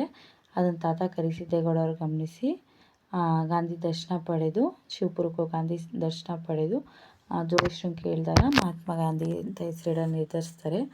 ಕರಿಸಿದ್ದೇಗೌಡರಿಗೆ 2 ಎಕರೆ ಹೊಲ ಇರುತ್ತೆ. 1 ಎಕರೆನ ಈಚೀಚೆಗೆ ಬಡವ್ರಿಗೆ ಮನೆ ಕಟ್ಕೊಳ್ಳೋಕ್ಕೆ ಅಂದ್ಬಿಟ್ಟು ಕೊಟ್ಟಿರ್ತಾರೆ. ಅವ್ರಿಗೆ ಬಡವ್ರು ಕಟ್ಕೊಳ್ಳೋಕ್ಕೆ ಅಂತ ಸರ್ಕಾರ ವಶಪಡಿಸ್ಕೊಂಡಿರುತ್ತೆ. ಸರ್ಕಾರ ಬಡವ್ರಿಗೆ ಕೊಟ್ಟಿರುತ್ತೆ. ಅದರಿಂದ ಅವ್ರು ತುಂಬ ಚಿಂತೆಗೀಡಾಗಿರ್ತಾರೆ. ಅದರಿಂದ ಅವರು ತನ್ನ ಮೊಮ್ಮಗನ ಇರೋ ಕಾಯಿಲೆ ಬಗ್ಗೆ ತಲೆ ಕೆಡಿಸ್ಕೊಳ್ಳಲ್ಲ. ಗಾಂಧಿಗೆ ಪರೀಕ್ಷೆ ಮಾಡಿದ ವೈದ್ಯರು ಅವನಿಗೆ ಹೃದಯ ಮತ್ತು ಮೂತ್ರ ಪರೀಕ್ಷೆ ಮಾಡ್ತಾರೆ. ಅವನಿಗೆ ಹೃದಯ ಸಂಬಂಧಿ ಕಾಯಿಲೆ ಇದೆ ಅಂತ ಹೇಳಿ. ನಂತರ ಅವನ್ನ ಅವ್ರ ಪುಡಿಗಂಟೆಲ್ಲನೂ ಕೂಡಿಸಿ ಅವರು ಡಾಕ್ಟ್ರಿಗೆ ತೋರಿಸಿರ್ತಾರೆ. ಆದರೆ ಡಾಕ್ಟ್ರು ಹೇಳ್ತಾರೆ, ಇಲ್ಲ ಆಗಲ್ಲ, ಅವನ್ನ ಸಿಟಿ ಆಸ್ಪತ್ರೆಗೋ ಬೇರೆ ಆಸ್ಪತ್ರೆಗೋ ಕರ್ಕೊಂಡೋಗಿ ಅಂತ ಬೇರೆ ಕಡೆ ಬರ್ಕೊಡ್ತಾರೆ. ದೊಡ್ಡ ಆಸ್ಪತ್ರೆಗೆ ಬರ್ಕೊಡ್ತಾರೆ. ಅಲ್ಲಿ ಒಬ್ಬ ಗುಮಾಸ್ತ ಇರ್ತಾನೆ. ಅವನು ಗಾಂಧಿ ಹೆಸರನ್ನ ಮಹಾತ್ಮ ಗಾಂಧಿ ಅಂತ ಬರೆಯೋ ಬದಲು ಮಹಾಂತೇಗೌಡ ಅಂತ ಬರೆದಿರ್ತಾನೆ. ನಂತರ ಅವನ ಹೆಸರು ಮಹಾತ್ಮ ಗಾಂಧಿ ಅಂತ ಗೊತ್ತಾದಾಗ ದೊಡ್ಡ ಆಸ್ಪತ್ರೆಗೆ ಹೋದಾಗ ಆ ಗುಮಾಸ್ತ ಮಹಾಂತೇಗೌಡ ಅಂತ ಮಹಾತ್ಮ ಗಾಂಧಿ ಅಂತ ಬರೆಯೋ ಬದಲು ಮಹಾಂತೇಗೌಡ ಅಂತ ಬರೆದಿರ್ತಾನಲ್ಲ. ಸೊ ಹಂಗಾಗಿ ಅಲ್ಲಿರೋ ವೈದ್ಯರಿಗೂ ಇದನ್ನು ನಂಬಬೇಕು ಬಿಡಬೇಕು ಅಂತ ಗೊತ್ತಾಗಲ್ಲ. ಆ ಹುಡುಗನಿಗೆ ಹೃದಯ ಮತ್ತು ಮೂತ್ರಪಿಂಡಗಳ ಕಾಯಿಲೆ ಇರುತ್ತೆ. ಬರೆದುಕೊಟ್ಟ ಔಷಧಿನ ಅವರು ತೊಗೊಂಡೋಗಿ ಮನೇಲಿ ಕೊಡಿ ಅಂತ ಹೇಳ್ತಾರೆ. ಆದರೆ ಇಲ್ಲ, ನನ್ನ ಮೊಮ್ಮಗನಿಗೆ ಬೇಗ ವಾಸಿ ಆಗಲಿ ಅವ್ನು ಹುಷಾರಾಗಿ ನೋಡ್ಕೊಳ್ಳಿ, ಇಲ್ಲ ಅಡ್ಮಿಟ್ ಮಾಡಿಕೊಂಡು ಅಂತ ವೈದ್ಯರ ಹತ್ರ ಕೇಳ್ಕೊತಾನೆ. ಆಗ ಅವರು ಸರಿ ಅಂತ ಅಡ್ಮಿಟ್ ಮಾಡ್ಕೊತಾರೆ. ಅಲ್ಲಿ ಹಾಸ್ಪಿಟ್ಲಲ್ಲಿ ಪರಿಸ್ಥಿತಿ ಹೇಗಿರುತ್ತೆ ಅಂತ ಹೇಳಿದರೆ 30 ಜನರ ಕಡೆ 60 ಜನ ಇರ್ತಾರೆ. ಕರಿಸಿದ್ದೇಗೌಡ ತಂದ ಹಣ ಎಲ್ಲ ಎಕ್ಸ್ರೇ ಔಷಧಿಗೆ ಖಾಲಿಯಾಗುತ್ತೆ. 3ನೇ ದಿನಗಳಿಗೆ ಮುಗ್ದೋಗ್ಬಿಡುತ್ತೆ. ನಂತರ ಮಗಳು ಮತ್ತು ಮೊಮ್ಮಗಳು ಕಿವಿಯೋಲೆನ ಅಡ ಇಡೋಣ ಅಂತ ನೋಡ್ತಾನೆ. ಆದರೆ ಎಲ್ಲೂ ಅಡ ಇಟ್ಕೊಳ್ಳಲ್ಲ. ನಾನು ಏನಾರು ಸತ್ತೋದ್ರೆ ಹಲಸಿನ ಮರದ ಕೆಳಗೆ ನನ್ನ ಹಾಕಿ ಅಂತ ಅವನು ಹೇಳ್ತಾನೆ. ಇಲ್ಲ, ಆ ಥರ ಎಲ್ಲ ಮಾತಾಡಬೇಡ ಅಂತ ಹೇಳ್ಬಿಟ್ಟು ಅವರೆಲ್ಲ ಅಳ್ತಾರೆ. ನಂತರ ವಿಧಿ ಇಲ್ಲದೆ ಅವ್ರ ತಾತ ಕರಿಗೌಡ ಅವರ ಹೊಲದಲ್ಲಿರುತ್ತೆ ಒಂದು ಹಲಸಿನ ಮರ. ಸೊ ಹಲಸಿನ ಮರ 250 ರೂಪಾಯಿಗೆ ಅವನು ಮಾರ್ತಾನೆ. 2 ದಿನಗಳ ನಂತರ ಅವನು ದುಡ್ಡನ್ನ ಹೊಂದಿಸ್ಕೊಂಡು ಹಾಸ್ಪಿಟ್ಲಿಗೆ ಹೋದಾಗ ಅವಳ ಮಗಳು ನಿಂಗಮ್ಮ ಮತ್ತು ಮೊಮ್ಮಗಳು ಪದ್ದಿ ಅಳ್ತಾ ನಿಂತಿರ್ತಾರೆ. ಅದು ನೋಡಿದ ಕರಿಗೌಡ ಯಾವಾಗ ಜೀವ ಹೋಯಿತು ಅಂತ ಕೇಳಿದಾಗ ರಾತ್ರಿ ಸರಿ ಹೊತ್ತಿನಲ್ಲಿ ಅಂತ ಮಗಳು ಹೇಳ್ತಾಳೆ. ಆಗ ಮಗಳು ಅದನ್ನ ತುಂಬ ಅಳ್ತಾ ಇರ್ತಾಳೆ. ಅದನ್ನು ನೋಡಿ ಕರಿಗೌಡ ಮನುಷ್ಯ ಸಾಯಿದೆ ಕಲ್ಸತ್ತದ ಸುಮ್ಮನಿರು ಅಂತ ಗಾಂಧಿ ಹೆಣನ ಪಡೆಯಲು ದೊಡ್ಡ ಸಾಹೇಬರ ಅಪ್ಪಣೆಗಾಗಿ ರೂಮಿನ ಕಡೆ ನಡೀತಾನೆ. ಇದೇ ಗಾಂಧಿ ಕಥೆಯ ಸಾರಾಂಶ. ನಂತರ ರೊಟ್ಟಿ ಎಂಬ ಸಣ್ಣ ಕಥೆ. ಇದನ್ನು ಬರೆದವರು ಪಿ ಲಂಕೇಶ್ ಅವರು. ಇವರು ಪ್ರಸಿದ್ಧ ಕಥೆಗಾರ. ಲಂಕೇಶ್ ಪತ್ರಿಕೆ ನಿರ್ವಾಹಕರಾಗಿರ್ತಾರೆ. ರೊಟ್ಟಿ ಕಥೆಯ ಸಾರಾಂಶ ಹೀಗಿದೆ. ಕಥೆ ಸಂಪೂರ್ಣವಾಗಿ ಸಿಂಗಾರಪೇಟೆ ರೈಲ್ವೆ ನಿಲ್ದಾಣದಲ್ಲಿ ಪ್ರಾರಂಭ ಆಗುತ್ತೆ. ಅಲ್ಲಿ ರೈಲ್ವೆ ನಿಲ್ದಾಣದಲ್ಲಿ ಆ ಕಡೆಯಿಂದ ಈ ಕಡೆ ಕೂಲಿಗಳು ಓಡಾಡ್ತಾ ಇರ್ತಾರೆ. ಬಟ್ಟೆ ಎಲ್ಲ ಕೊಳಕಾಗಿರುತ್ತೆ. ಗೋಡೆಗಳ ಮೇಲೆ ಅರ್ಥವಾಗದ ಬಣ್ಣದ ಚೀಟಿಗಳು, ಈ ಥರ ಎಲ್ಲ ಆ ಸ್ಟೇಷನ್ ಇರುತ್ತೆ. ಸ್ಟೇಷನ್ ಕಳೆದು ಊರಿನ ಹತ್ರ ಮುಖ ಮಾಡಿ ನೋಡಿದ್ರೆ ಸ್ಟೇಷನ್ ಹಿಂಭಾಗಕ್ಕೆ ನೆಲದ ಆಕಾಶಕಂಠ ತನಕ ಬೀಡುವ ಹೊಗೆ ಇರುತ್ತೆ. ಊರೊಳಗಡೆ ಹೋದರೆ ಹತ್ತಾರು ಮೆರವಣಿಗೆ, ಬ್ಯಾನರ್ಗಳು, ಬೋರ್ಡ್ಗಳು ಇಂಥ ವಾತಾವರಣ ಇರುತ್ತೆ. ಇಂಥ ಸ್ಟೇಷನ್ ಒಳಗೆ ಮಗಳ ಬಾಣಂತಲ ಮಾಡಲು ಬಂದಿದ್ದೊಬ್ಬಳು 40 ವರ್ಷದ ವಯಸ್ಸಿನ ಹೆಂಗಸು ರೈಲ್ ಹತ್ತಲು ಬಂದಿರ್ತಾಳೆ. 8 ದಿನಗಳ ಹಿಂದೆ ಈ ಸ್ಟೇಷನ್ಗೆ ಮೊದಲು ಬಾರಿ ಹೆಂಗಸು ಬಂದಾಗ ಆ ವಾತಾವರಣ ಗ್ರಹಿಸದೆ ಮಗಳು ಮತ್ತು ಅಳಿಯನ್ನು ಕೇಳಿ ನೋಡ್ತಾಳೆ. ಆದರೆ ಅವಳಿಗೆ ಮಗಳು ಮತ್ತು ಅಳಿಯ ಯಾವುದೇ ಥರ ಉತ್ತರ ನೀಡಲ್ಲ. ಹೀಗೆ 8 ದಿನ ಬಾಣಂತರ ಮುಗಿಸಿ ಅವಳು ಹಿಂದಿರುಗ್ತಾ ಇರ್ತಾಳೆ. ಪ್ರಯಾಣದ ಸೌಕರ್ಯಕ್ಕೆಂದು ಅವಳ ಮಗಳು ಕೆಲವು ರೊಟ್ಟಿ ಹಣ್ಣುಗಳನ್ನ ಕಟ್ಕೊಟ್ಟಿರ್ತಾಳೆ. 4 ಮೈಲಿ ಮನೆಯಿಂದ ಸ್ಟೇಷನ್ವರೆಗೆ ಅವಳು ನಡ್ಕೊಂಡು ಬಂದಿರೋದ್ರಿಂದ ಅವಳಿಗೆ ತುಂಬ ಆಯಾಸವಾಗಿರುತ್ತೆ. ಅಲ್ಲೆಲ್ಲೂ ನಿಲ್ಲಲು ಕೂರಲು ಸ್ಥಳ ಇರಲ್ಲ. ಇದರಿಂದ ಬೇಸತ್ತ ಅವಳು ಒಂದು ಕಂಬಕ್ಕೆ ಹೊರಗೆ ನಿಂತ್ಕೋತಾಳೆ. ಕಂಬದ ಹತ್ತಿರ ತುಂಬು ಕೂದಲಿನ ವ್ಯಕ್ತಿ ಇರ್ತಾನೆ. ಅವನು ತುಂಬ ಅದನ್ನು ನೋಡಿ ಅವಳು ತುಂಬ ಭಯಭೀತಳಾಗ್ತಾಳೆ. ಜ್ವರದಿಂದ ಸೋತು ಹೋಗಿದ್ದ ಮುಖ, ಕಣ್ಣುಗಳು, ಸುತ್ತ ದೊಡ್ಡ ಕಂದಕಗಳು, ಲೆಕ್ಕವಿಲ್ಲದಷ್ಟು ಗೆರೆಗಳು, ಮುಖದ ತುಂಬ ಕೋಪ, ನೋವು. ಆ ವ್ಯಕ್ತಿ ಬಗ್ಗೆ ಸುತ್ತ ಯಾರಿಗಾದರೂ ಆ ವ್ಯಕ್ತಿ ಆ ಥರ ಇರ್ತಾನೆ. ಅವನ್ನ ನೋಡಿ ಆ ವ್ಯಕ್ತಿ ಬಗ್ಗೆ ಯಾರಿಗಾದರೂ ಕೇಳಬೇಕು ಅಂದ್ಕೊಂಡ್ರೆ ಅವಳ ಮಾತನ್ನ ಯಾರೂ ಲೆಕ್ಕಿಸಲ್ಲ. ಅವಳ ತಳಮಳ ಯಾರಿಗೂ ಅರ್ಥ ಆಗಲ್ಲ. ಅವ್ರ ಪಾಡಿಗೆ ಅವರು ಹೋಗ್ತಾ ಇರ್ತಾರೆ. ಇಂಥ ಸಂದರ್ಭದಲ್ಲಿ ಅವಳು ಹೋಗ್ಬೇಕಾಗಿರೋ ರೈಲು 1 ಗಂಟೆ ತಡವಾಗಿ ಬರುತ್ತೆ ಎಂದು ಬೋರ್ಡಲ್ಲಿ ಹಾಕಿರ್ತಾರೆ. ಇದರಿಂದ ಅವಳಿಗೆ ತುಂಬ ಮೊದಲೇ ಹಸಿವಾಗಿರುತ್ತೆ. ಇದರಿಂದ ಅವಳ ಮಗಳು ಕಟ್ಕೊಟ್ಟಿರೋ ರೊಟ್ಟಿನ ನೆನ್ಕೊಂಡು ಆ ಪಟ್ಟಣನ ಬೀಸ್ತಾಳೆ. ಆ ವ್ಯಕ್ತಿ ಅವಳಿಂದ ಆ ರೊಟ್ಟಿ ಪಟ್ಟಣನ ಕಿತ್ಕೊಂಡ್ಬಿಡ್ತಾನೆ. ಕ್ಷಣದಲ್ಲಿ ನಡೆದು ಹೋದ ಸಂಗತಿಯನ್ನು ಬೆಚ್ಚಿದ ಅವಳು ಕಳ್ಳ ಅಂತ ಕಿರ್ಚ್ಕೊತಾಳೆ. ಅವಳು ಸುತ್ತ ನೆರೆದ ಜನರ ಗುಂಪು ಅವಳ ಆತಂಕ ಭಯಕ್ಕೆ ಸ್ಪಂದಿಸದೆ ಹಸಿದಿರುವ ಅವನು ರೊಟ್ಟಿ ಕಿತ್ಕೊಂಡು ತಿಂದರೆ ಅದು ಅನ್ಯಾಯವಲ್ಲ ಎಂತಾರೆ. ಇದರಿಂದ ರೋಷಗೊಂಡ ಹೆಂಗಸು ಸಾಯಕ್ಕೆ ಬರದೆ ಸುತ್ತಮುತ್ತಲ ಎಲ್ಲರೂ ಅವನನ್ನು ಬೆಂಬಲಿಸಿದಿರಲ್ಲ. ನೀನಾರಯ್ಯ ಆಣೆ ಮಾಡಿಸೋಕೆ, ನನ್ನಿಷ್ಟ ಬಂದರೆ ಕೊಡ್ತೀನಿ, ಇಲ್ಲಿದ್ರೆ ಇಲ್ಲ. ಹೆಂಗಸಿನ ಕೈಯಿಂದ ಕಿತ್ಕೊಂಡು ಆ ನಾಯಿ ತಿಂತಿದ್ರೆ ಬೈತಿದ್ರಲ್ಲ, ನಾಚಿಕೆ ಆಗಲ್ವಾ? ನಿಮ್ಗೆ ಯಾರಿಗೂ ಹೆಂಡತಿ ಮಕ್ಕಳಿಲ್ವತ್ತು ನಾಯಿಗಳ ಅಂತ ಬೈತಾಳೆ. ಇದರಿಂದ ರೋಷಗೊಂಡ ಗುಂಪು ಅವಳ ಟ್ರಂಕು ಬ್ಯಾಗ್ ಕಿತ್ಕೊಂಡು ಅವಳನ್ನು ಹೊಡೆಯಲು ಮುನ್ನುಗ್ತಾರೆ. ಅಲ್ಲಿ ಪೊಲೀಸರು ಬರ್ತಾರೆ. ಅವಳ ಭಯ ಅಸಹ್ಯತೆ ಅವಳಿಗೆ ಅಳಬೇಕು ಅಂತ ಅನಿಸುತ್ತೆ. ಪೊಲೀಸರು ಬಂದು ಅವಳಿಗೆ ಬ್ಯಾಗ್ ಕೊಡ್ತಾರೆ. ಭಿಕ್ಷುಕರಿಗೆ ರಕ್ತ ಬರೆಯದಂತೆ ಹೊಡಿತಾರೆ. ಜನ ಪೊಲೀಸ್ನ ಒಂದು ದೊಣ್ಣೆ ಕಿತ್ಕೊಂಡು ಯಾಕೆ ಹೊಡೆದಿದ್ದು ಎಂದು ಅವನ ವಿರುದ್ಧ ತಿರುಗಿ ಬೀಳ್ತಾರೆ. ಆಗ ಹೆಂಗಸು ಯಾರನ್ನು ಹೊಡಿಬೇಡಿ ಎಂದು ಕೇಳ್ಕೊಳ್ತಾ ಇರ್ತಾಳೆ. ನಂತರ ಅವಳು ಕಳ್ಳನ ಬಲಿಗೆ ತನ್ನ ಚೀಲದಲ್ಲಿರೋ ಹಣ್ಣು, ಸ್ನೋ ಪೌಡ್ರು ಎಲ್ಲನೂ ತೆಗೆದು ಕಳ್ಳನಿಗೆ ಸುತ್ತಮುತ್ತಲಿರೋ ಜನ ಕೊಡಬೇಕು ಅನ್ಕೋತಾಳೆ. ಆದರೆ ಯಾರೂ ಅವಳಿಂದ ಅದನ್ನೇನು ತೆಗೆದುಕೊಳ್ಳಲ್ಲ. ಆಗ ಅಲ್ಲಿಗೆ ಇದ್ದಕ್ಕಿದ್ದಂತೆ ಮಿಲ್ಟ್ರಿ ವ್ಯಾನ್ ಬರುತ್ತೆ. ಇದರಿಂದ ಶಕ್ತಿ ಪಡೆದ ಪೊಲೀಸ್ ಸುತ್ತಣ ಜನರನ್ನು ಚದುರಿಸಲು ಲಾಠಿ ಬೀಸತೊಡಗುತ್ತಾನೆ. ಪೊಲೀಸರು ಅದರಿಂದ ಮಿಲ್ಟ್ರಿ ಬಂತು ಅಂತ ಸುತ್ತಮುತ್ತಲಿರೋ ಜನರನ್ನ ಲಾಠಿ ಬೀಸಿ ಓಡಿಸ್ತಾ ಇರ್ತಾನೆ. ಹೆಂಗಸು ಹೊಡೆಯಬೇಡಿ ಎಂದು ಪ್ರತಿಭಟಿಸಿದರೂ ಅವಳ ಮೇಲೆ ಕಾಮುಕ ದೃಷ್ಟಿಯನ್ನು ಆ ಪೊಲೀಸ್ ಬೀರ್ತಾನೆ. ಅವಳನ್ನು ರಿಸರ್ಚ್ ದಳಕ್ಕೆ ಒಪ್ಪಿಸ್ತಾನೆ. ಆಗ ಅವಳಿಗೆ ತಾನು ಜನರನ್ನು ಒಂದಾಗಬೇಕು, ಈ ಪೊಲೀಸರನ್ನು ಪ್ರತಿಭಟಿಸಿ ಪಾರಾಗಬೇಕು, ಭಿಕ್ಷುಕನಿಗೆ ಆಹಾರ ನೀಡಬೇಕು ಎಂದು ಉಕ್ಕಿ ಬರುತ್ತಿದ್ದ ಅಂತಃಕರಣ ಅವಳ ಮನಸ್ಸಲ್ಲಿ ಅನಿಸಿದ್ರೂ ಅದಕ್ಕೆ ಅವಕಾಶ ಇರಲ್ಲ. ಆ ಪೊಲೀಸರ ಅಸಹ್ಯ ರಕ್ಷಣೆಯನ್ನು ಅವಳು ಸಹಿಸಬೇಕಾಗತ್ತೆ. ಇದು ರೊಟ್ಟಿ ಕಥೆಯ ಸಾರಾಂಶ. ಈ ಕಥೆಗಳೆಲ್ಲ ನಿಮ್ಗೆ ಇಷ್ಟ ಆಗಿದರೆ ದಯವಿಟ್ಟು ನನ್ನ ಚಾನಲ್ನ ಸಬ್ಸ್ಕ್ರೈಬ್ ಮಾಡಿ, ಶೇರ್ ಮಾಡಿ, ಹಾಗೆ ಬೆಲ್ ಬಟನ್ನ ಕ್ಲಿಕ್ ಮಾಡಿ. ಜೊತೆಗೆ ನಿಮಗೆ ಇನ್ಯಾವುದಾದ್ರೂ ಸ್ಟೋರಿ ಸಮ್ಮರಿ ಬೇಕಿದ್ದರೆ ನನಗೆ ಕಮೆಂಟ್ ಮಾಡಿ. Thank you.